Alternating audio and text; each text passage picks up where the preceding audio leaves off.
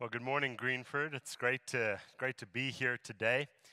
My name is Sheldon. I'm the new guy on staff here, serving as executive of staff, and I'll also be opening the Boardman campus when that happens here in the next few months.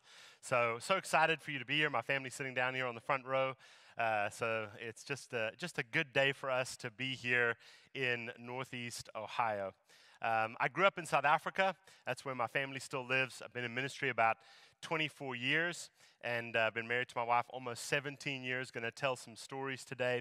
Today we're starting a brand new series called It's Complicated. Relationships are tricky, but worth it. And today I'm actually going to talk about marriage. Now, before we get started, I'm going to tell some funny stories. We're going to have some really good laughs together, and I'm going to get to know you guys. You guys are going to get to know me. And if you're easily offended, now is the time to go ahead and leave, because we're gonna have a lot of fun here today.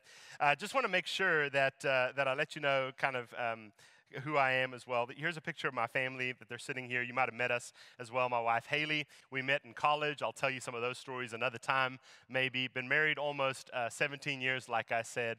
We have two beautiful girls. Ella, our oldest on the far right, is 12, and Emery on the left, she is 10 years old. And we're excited. We're getting used to our new surroundings, some new schools, and all kinds of fun things that are going on here. And it's great just to be a part of what we're ultimately doing. You know, I want to tell you a few stories about when we got here. I don't know if this is true in your house, but at night, our children become dehydrated philosophers. Is that what happens to you? Right? Bedtime, anything to delay bedtime. I need a drink, right? And then it's like, what's the mystery of the universe? And, what's the meaning of life? I remember they went through this time where they were really worried about getting kidnapped. Did your kids ever go through this? I don't know what they were watching on TV. We really try to monitor them as little as possible as parents. But honestly, they were watching something, and they kept asking us this question, what if we got kidnapped? What if we got kidnapped? No. Your mom and I love you. We would never let anything happen to you. We would, we're going to do our best to take care of you. I remember one night, right after they had asked this question, an abundance of times, I eventually looked at them and I said, you need to stop worrying about getting kidnapped, okay? Because if somebody takes you, they will bring you back. There's just no doubt in my mind, okay? So we have these two terrorists at home. One will be a hostage negotiator. The other one will be a lawyer. I joke, of course. When we moved from Texas, we've lived in Texas a little over 20 years. When we moved here, it took us 3 days to drive here. And my wife and one of the children and the dog in her car, me and the other child in that one, we drove straight into Ohio. We went straight to the title office. We signed on our new house. The owner of the house was kind enough to let us stay the first night in our home. When we walked in, our neighbors had got the key. They had set up air mattresses and blankets and everything so we could actually sleep in our house that first night. The GCC staff had bought us some basic essentials. They bought us some milk and bread and cereal, toilet paper, this kind of stuff. We were very humbled and overwhelmed by the generosity there. Sean and Corey, they said, you know what, why don't you just drop the kids at our house for a minute? You guys go to the house, unpack the car, unload the dog, take a breath for a second, and then we'll meet you over there in a little while. Well, I want to tell you that story because if you remember the giving series that Sean and Mark preached a few weeks back, remember when they brought out the pizza boxes? You remember that one? And they showed, what God did. Well, that was the day before he was preaching that sermon. So he walks into his house with 3 hot pizzas, and my youngest, Emery, for whom pizza is a whole food group, she looked at him and said, "You brought us pizza?" And without missing a beat, he said, "I sure did." And if you remember that Sunday sermon, by the time Sean got to the 3rd box, he didn't open it. You know why? Because my kids had eaten all the pizza that was in that box. Okay? We've had a great time getting to know people here, working with Sean. It's been awesome. I'm really going to try to teach him how to dress. I know he's got this whole homeless pastor thing going on. But we're going to work on that. We're definitely going to work on that. Yeah. So we're going to talk about marriage today. We're going to have some fun. Yes, marriage, it's complicated. It is worth it, but it's complicated. We all have some challenging times and challenging stories about marriage. Let me tell you something. My favorite kind of counseling ever is premarital counseling. I love doing premarital counseling. And the reason why I love it is because the couple usually still likes each other at this point. We spend a lot of time talking about family and money and in-laws and all that stuff, and we just have a great time. I really love doing premarital counseling. The other side is that my least favorite kind of counseling is post-marital counseling or marriage counseling. And there's a few reasons why I don't generally like this. It's not that I don't love helping people. Hear me. I love helping people. But a lot of times, people are sitting in my office right before they go to the lawyers. And so it can be very difficult to do that kind of counseling. Whenever I do marriage counseling, I have some tricks that I do. Not tricks, just things that I do. The first one is this.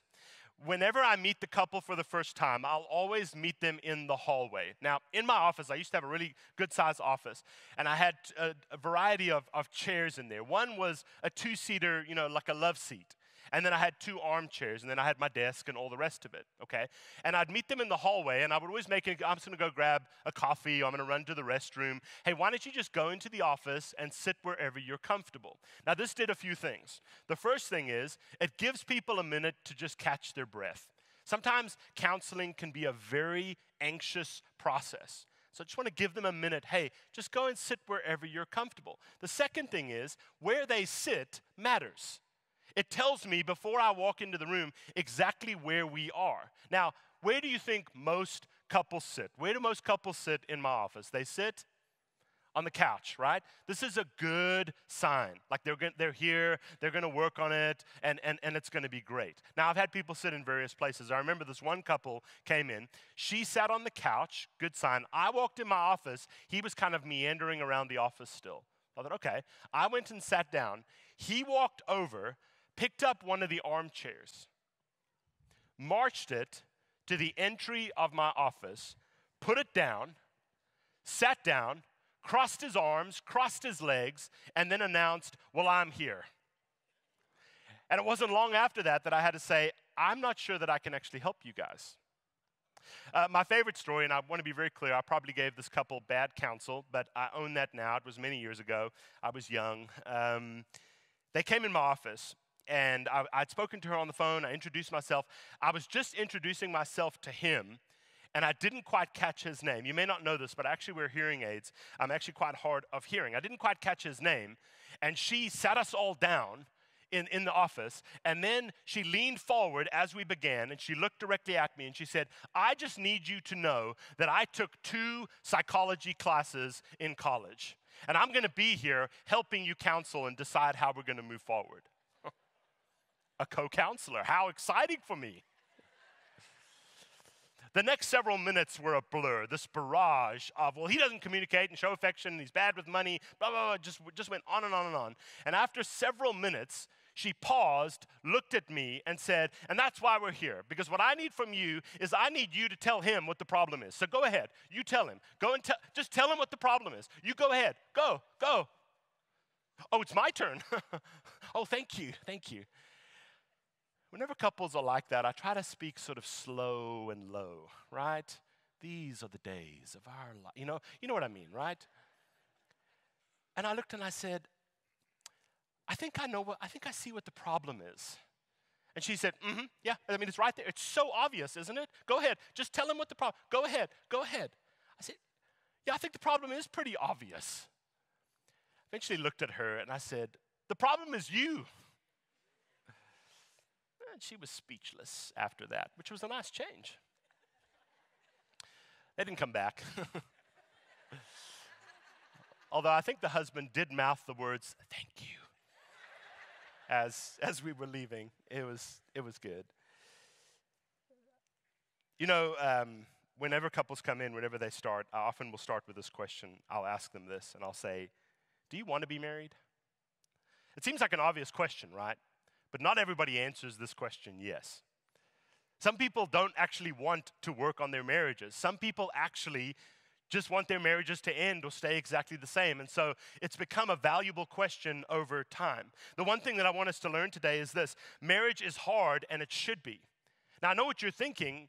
Did you mean to say it that way? Yes, I absolutely did. Marriage is hard. Even God tells us it's going to be difficult. But somebody had never told this lady that marriage was going to be hard, that it was going to be difficult. Anything worth having is challenging or difficult. But nobody had told her that. You see, the enemy wants us to think that marriage is supposed to be easy and that we're never supposed to face any challenge. Will Ferrell, comic and actor, made this great statement. He says, before you marry someone, you should have them use a computer with slow internet to see who they really are. Okay, isn't that great? We absolutely should do that. Or Rory Elder that said, marriage, sometimes soulmates, sometimes cellmates. And if you've been married for any length of time, you absolutely know that that is true. My favorite comment ever was made by Billy Graham's wife, Ruth, that she was asked in an interview when her and Billy had gone through some tough times in their marriage. The interviewer asked her, did you ever consider divorce? And her response was priceless. She said, divorce, no. Murder, yes. Look, sometimes you're going to look at your spouse and think, I've made the best decision in the world. This is the best person for me. And other times you're going to be replaying Forensic Files episodes in your mind. We all do it. There's no shame. This is a safe place. But marriage is hard, and it should be. Marriage should be difficult. You know, sometimes what we think, the enemy tells us, well, would my marriage be easier if I had a better partner? Sometimes these are the lies that come into our lives. It says if your marriage is hard, it must be somebody's fault. Now, we just need to find whose fault it is, and then we can fix this. Let me correct that right now. Is your faith walk difficult? Mine is. And yet I have a perfect partner that I walk with. Jesus is perfect in all the ways that I am not, and yet my faith is still challenging. And sometimes what we do is the world tells us you just need to replace your partner and then you'll have an easy marriage. It's a myth, it's a lie, because marriage is hard and it should be.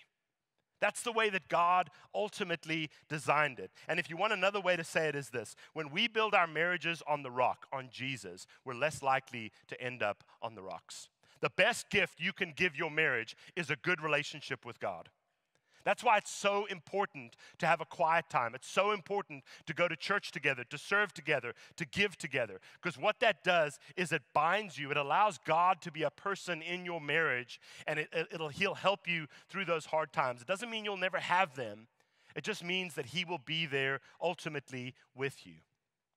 Now, let me talk about the Bible. You know, you don't even have to read that much of the Bible. On page 2, God talks about marriage. Genesis 1 is a great passage. It's a passage about creation, right? And God makes the world, and He makes the mountains and the birds and the animals. And after all of these, He says, oh, that's pretty good. Wow, that's pretty good. That's good. On the last day, He makes Adam, and He goes, wow, that's really good. Like, that's my best creation yet. And shortly after that, God proclaims, there's something that's not quite right. Something's not good, and that is that Adam is alone. And so God makes a helpmate for Adam named Eve and gives them these beautiful gifts, marriage and family. There's something really powerful about this moment. Watch what it says in Genesis 2. God will talk about marriage, and it's a simple text that says, that is why a man leaves his father and mother and is united to his wife, and the two become one flesh. And then it tells us Adam and Eve were both naked, and they felt no shame. What's going to happen in this text is that God is going to share what we call the primary principles of marriage. 4 things that when we do well, our marriages thrive, and when we violate, we find ourselves in marriage crisis. The first one is this: a sense of priority. You got to leave your father and mother. There's nothing worse than people that actually never leave home when they get married, or moms and dads that follow people into their marriage. There's got to be a change in priority. You got to say, it's not that I don't honor where I've come from, but we've got to know that that's not what God's calling us to, that God is allowing us or creating an environment that we put our priority onto our spouse. The other one is the idea of pursuit. We're supposed to pursue each other. This is why it says be united to, or cleave is an old King James word that means to relentlessly pursue or to put your arms around and take hold of. That there is this idea of pursuit in a marriage that we must not violate with our spouse. The third one is belonging. It says two becoming one flesh. And this is a powerful mystery that God does in our marriages. And then finally, the principle of purity, that they were naked and they did not feel shame. They were unashamed in the garden. And these are the primary things that we must do when we engage in our marriages. Jimmy Evans, the CEO of Marriage Today, he said it this way: the best marriage in the world is two servants in love. The worst marriage in the world is two masters in love. Isn't that a profound and powerful truth? Okay, let's talk about communication, because this is always a big one in marriages. When couples would come in, they would often say, we're just not communicating.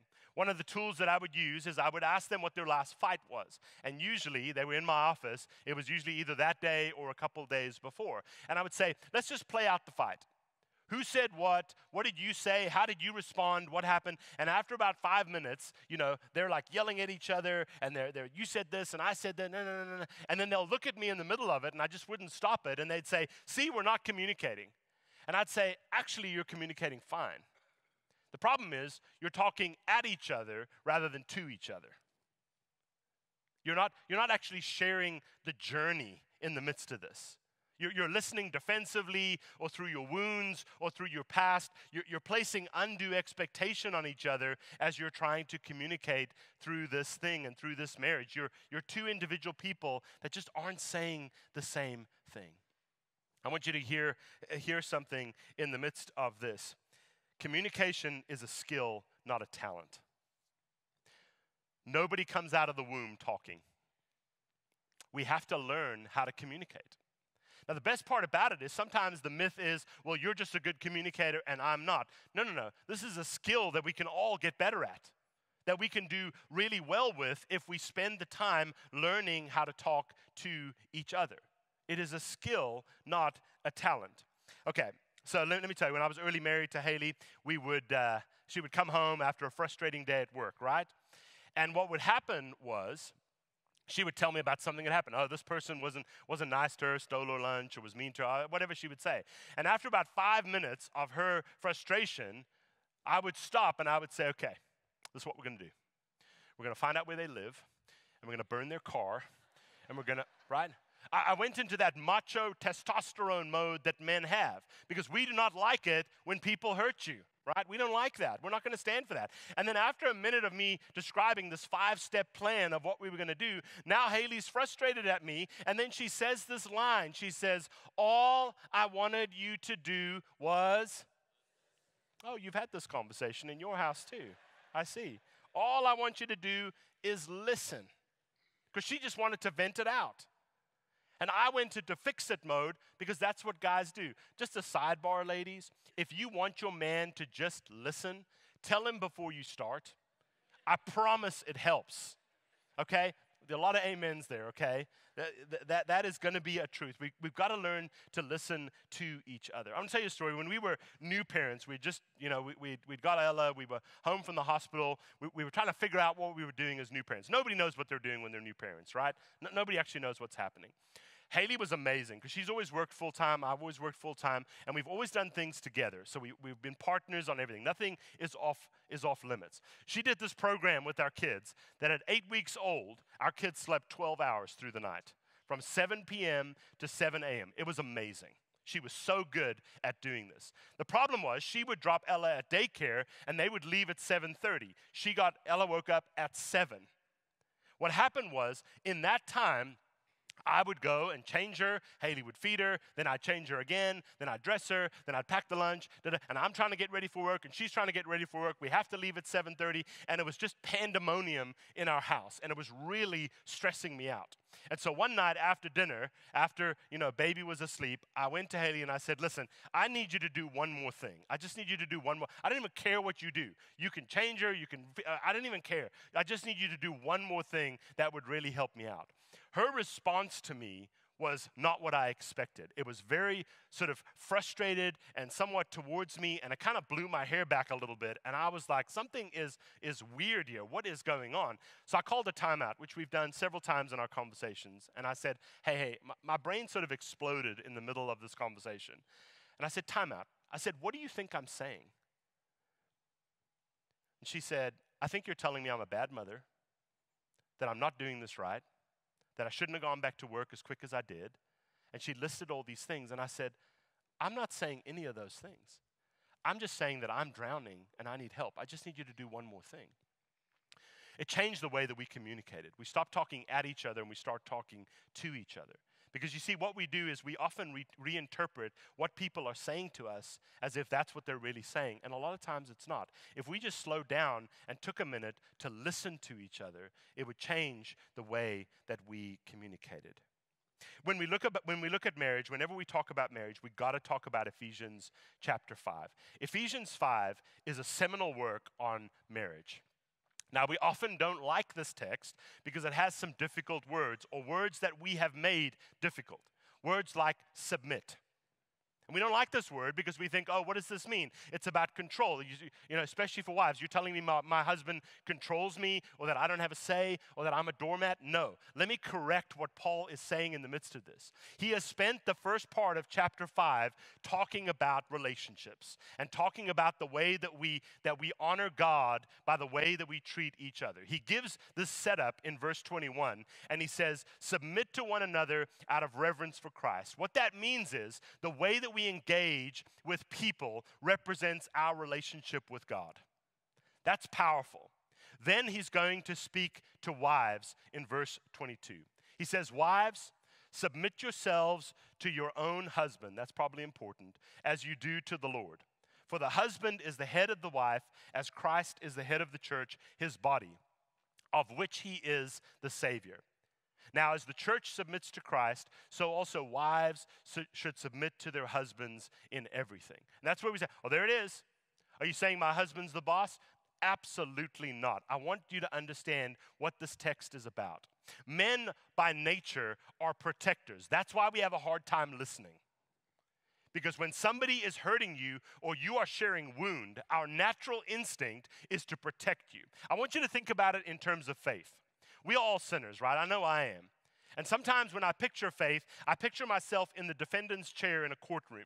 And I know what my sins are, and I know I deserve punishment. And the judge is about to pass down judgment on me, and I deserve it. And right when the judge is about to pass down judgment, guess what? Jesus stands in front, and he takes the hit. And I tuck in behind him. I submit to him. That's what this text is talking about. It's talking about allow your husband to be the protector.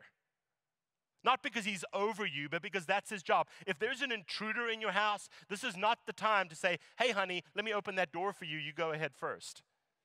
The man is meant to go first. We are going to protect you. It's amazing that a woman's mega need is safety and security. And maybe the reason why we struggle so much with insecurity in our world is because we won't allow our husbands to protect us as God intended. So Paul talks to wives, 3 verses. He's now going to talk to husbands, 9 verses, whatever that means. Husbands, love your wives, just as Christ loved the church and gave himself up for her. There's the protection language.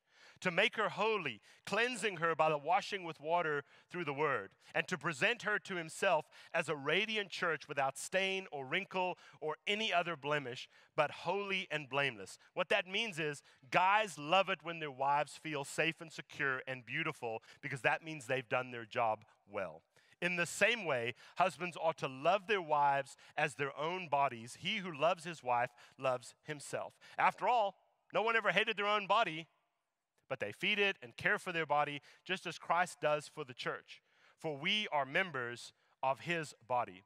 And here's the echo of Genesis 2 again. For this reason, a man will leave his father and mother and be united to his wife, and the two will become one flesh. This is a profound mystery, but I'm talking about Christ and the church. However, each one of you also must love his wife as he loves himself, and the wife must respect her husband. It's sharing what a man's mega need is right here as well. Men need respect and honor. Women need safety and security. And if we want to violate each other, this is where you start. You be disrespectful to each other, or you play to each other's insecurities, and you will start destroying your marriage very, very quickly. You know, somebody once said this, which is kind of a funny line, but it also is a powerful one. It says, the wedding is about two becoming one. The marriage is about deciding which one. Okay? Sometimes this is the tension that we face in our world. Okay, number 3. I've got 5 of these today. Number 3. Marriage is about creating a new family. The day that you get married, God starts over with the two of you. And he says, okay, everybody else, mom and dad, brothers and sisters, everybody else becomes extended family. It's in your best interest to realize that your new family is just the two of you. That's where it starts. There's a covenant of marriage that actually forges a new family. It's reminiscent of what happens in Eden. This is why the covenant of children is meant to be preceded by the covenant of marriage. And when we violate this order, it tends to create problems in our marriage. When we have kids before we get married, there are some struggles that we start to face. The marriage covenant is about a new family. Listen, I want you to hear this. If you want your kids to have a good marriage, you've got to teach them by showing them. They cannot read a book to know what it means to have a good marriage. It has to be modeled for them by you.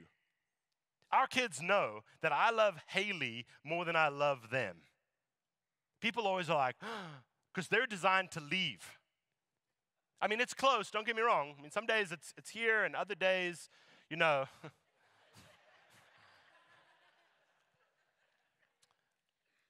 But let me tell you, if you love your spouse more than you love your kids, they will grow up to learn not to take second place.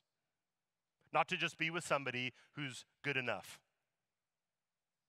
Teach your kids how to love each other. Teach your kids what it means to be married. They are watching you. So do that well together. Okay, number 4, the stuff that everybody wants to talk about. There's no I in intimacy. I know this is a play on words. Haley and I used to teach a marriage group, and week 5 was always, you know, we talk about sexy time, shall we say. That's what we would do.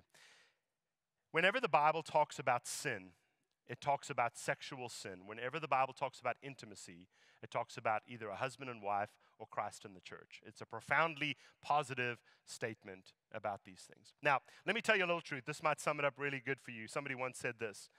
Women are crockpots, men are microwaves. When it comes to intimacy, this is absolutely true. We are good to go. Okay?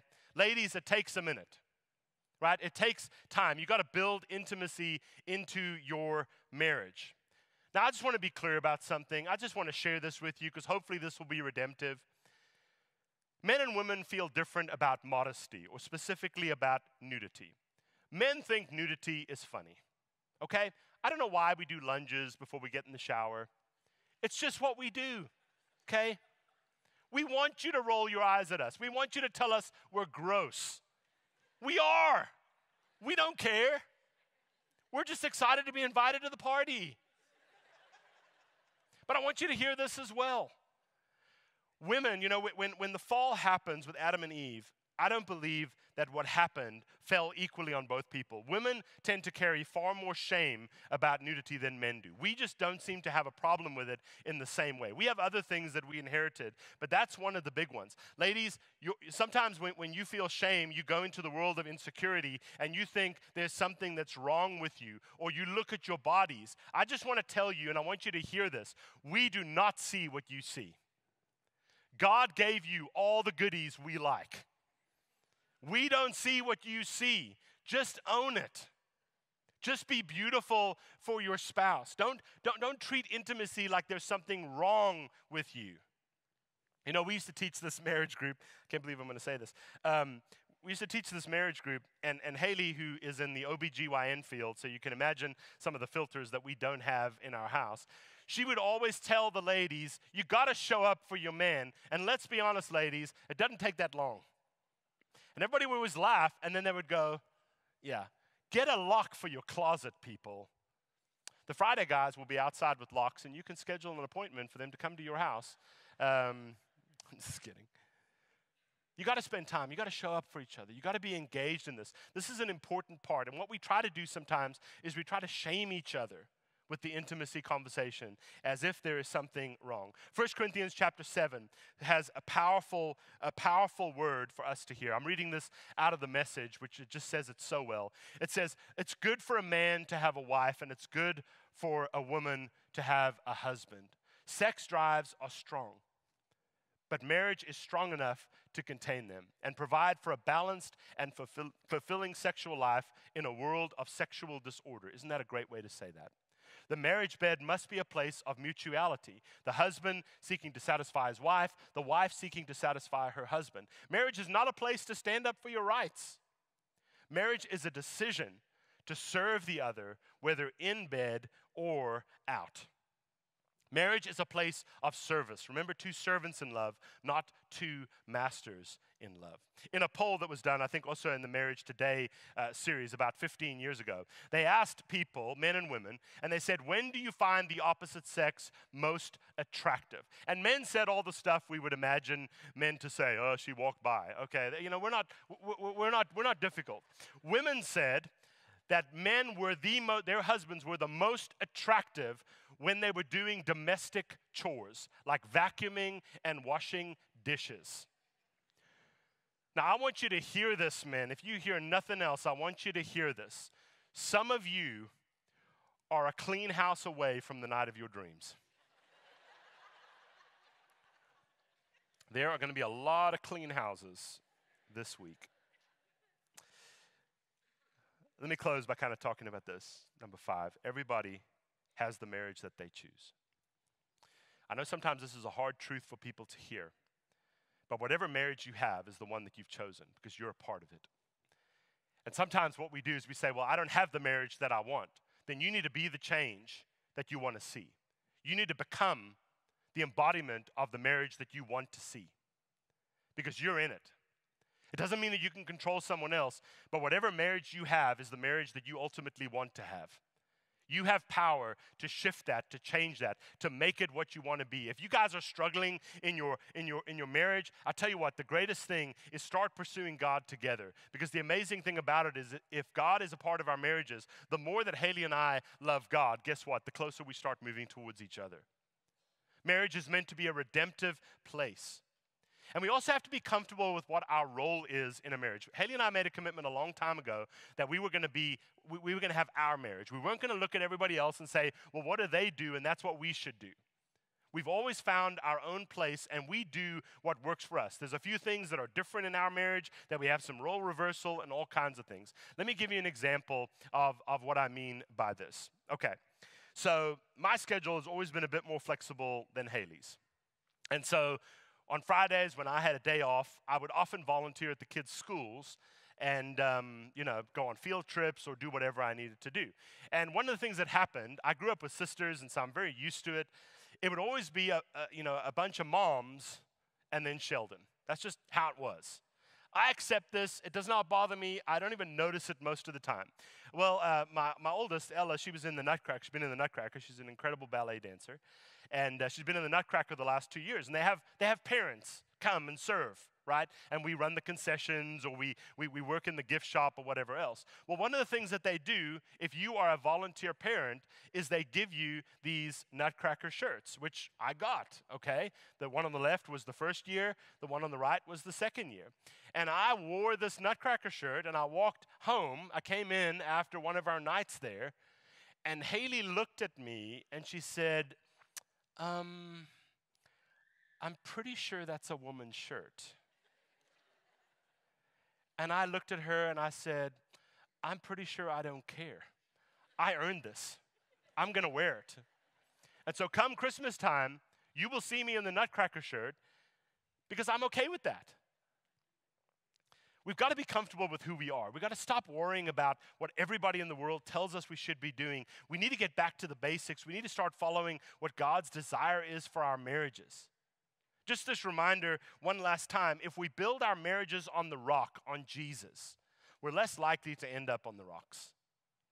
And I know some of you came in here today and maybe you're like, look, my marriage, it's very complicated. Let me tell you this. Marriages are worth it if you do them right. If you do them God's way, if you find God's place for you. Our marriages will thrive and grow and be powerful. Maybe your marriage is good. It can always be better. We can always try a little harder and do a little more. But God has called us together. He's given us precious gifts. Don't squander them. Don't spend your life being mad at each other. Don't spend your life keeping the other person at arm's length. Engage with each other. It'll change your faith journey as well. Haley and I do not have everything in our marriage figured out. There's so many more lessons that we want to learn. But we want to walk with people who are committed to that. We want to walk with people who want to do this right, who want to do it better. Because I think one of the greatest things that we can do is show the world what good, healthy, godly marriages look like. And they'll ask you, what's different about you? We pursue faith together. We're trying to do this God's way. We're not perfect partners. We work hard. We do our best. And God meets us there every day. Marriage is a beautiful thing. Marriage is worth it. Fight for your marriage. Father, today, just thank you so much for inviting us into this place. Thank you for allowing us to be a part of this beautiful thing called marriage and for gifting us with that. Father, I pray that you would bless our marriages, whatever parts of our hearts that maybe are hardened, that you would soften those. God, that you would teach us what it means to do marriage your way. We pray that you would bless our families, that you would help us to be unafraid to try. God, we pray that you would keep the enemy far away, that we would not believe the lies that it's just meant to be easy. May we fight for our marriages. May we have faith in you. So, Father, I pray today that you would just do your work in all of us. And I pray this all through Jesus. And the church together says,